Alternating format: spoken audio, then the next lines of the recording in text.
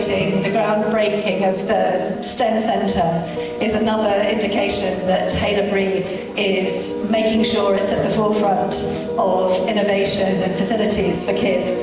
And I say that as a proud Haileybury mother. My 3 children have studied both in Haileybury UK and also Haileybury Astana. So I'm here partly as an ambassador and partly as a parent.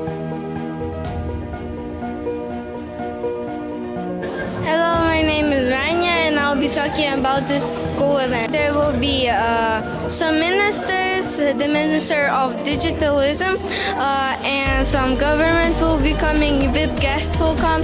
We will have a lot of food and we will explain about the FLL. I would like to congratulate Haileybury School with such an important initiative. They're starting the STEM education in a year or so once the STEM Center is built. So I would like to wish them a quickest and great start. It's very important to give to our children a technical and IT background so that we build a really smart nation.